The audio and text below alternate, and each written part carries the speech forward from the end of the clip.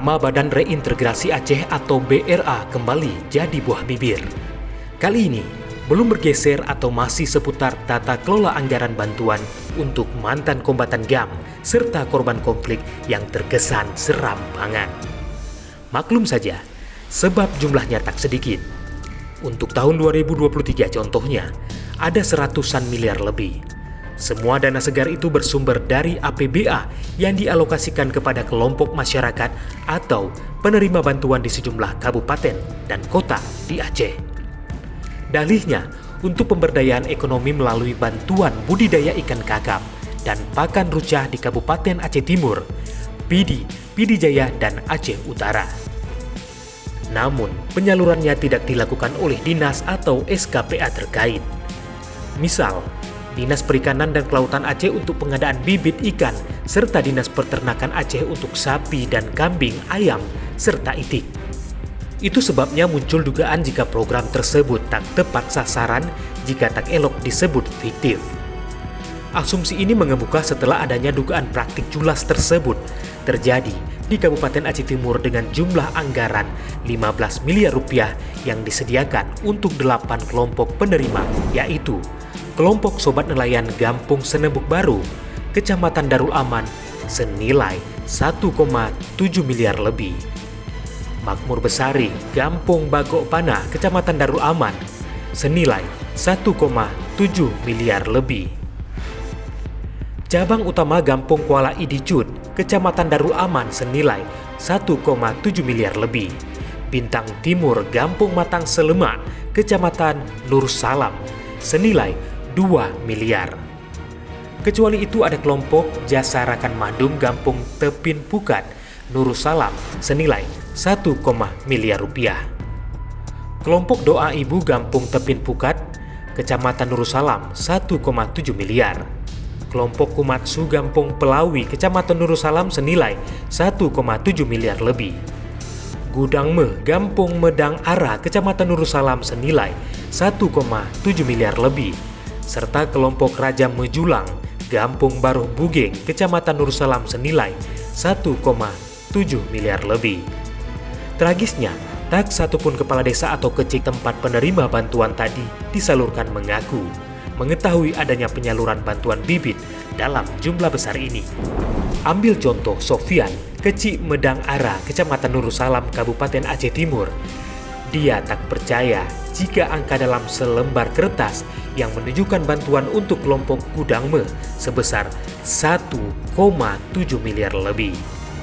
Kepada wartawan dari berbagai media, Sofian mengaku bahwa awalnya dia mengira bantuan itu hanya berjumlah 1,7 juta rupiah.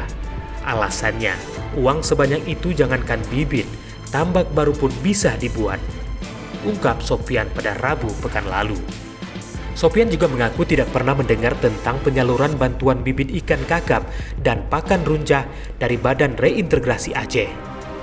Dia pun tidak pernah mengetahui nama kelompok penerima yang tertulis dalam daftar penerima bantuan.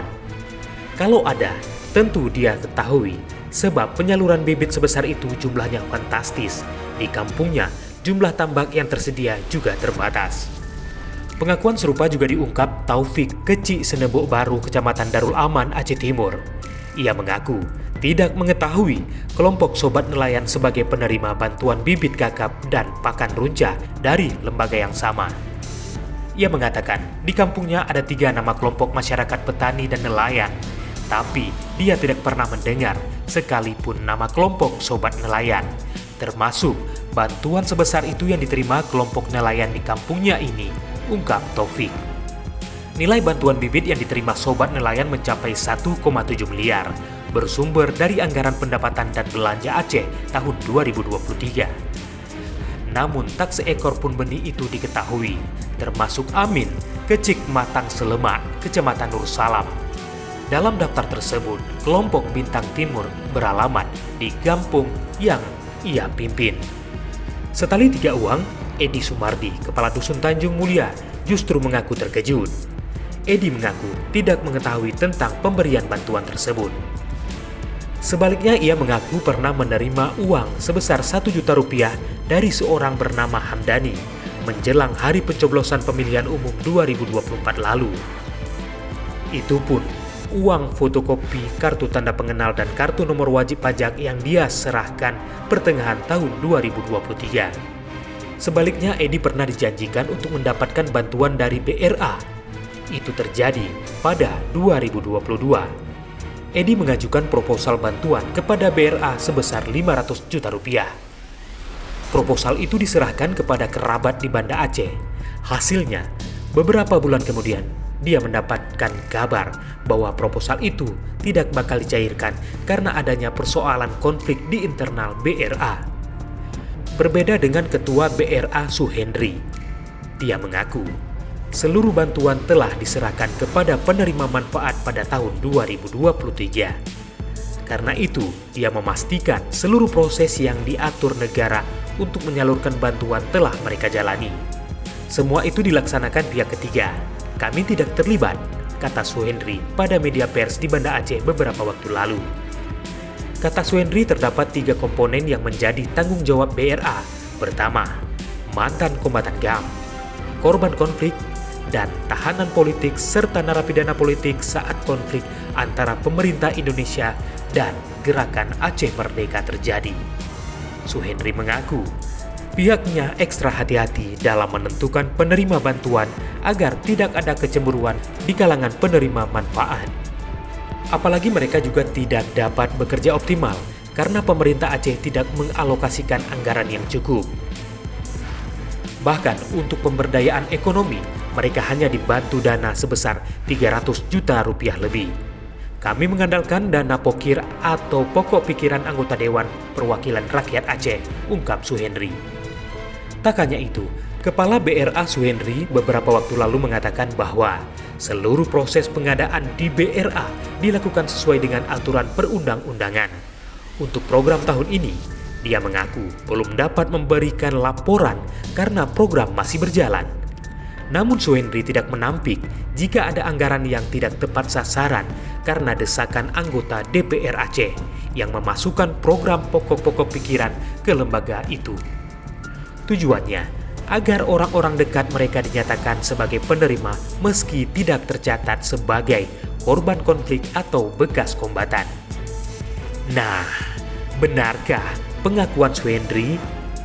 Jika benar, maka sahilah bila dana pokir anggota dewan telah tergelincir di BRA.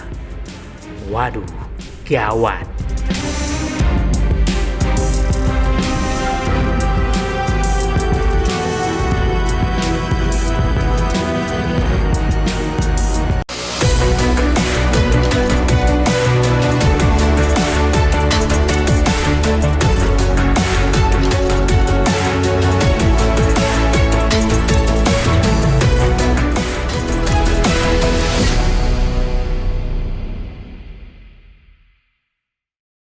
Jangan lupa like, komen, dan subscribe. Serta aktifkan lonceng notifikasi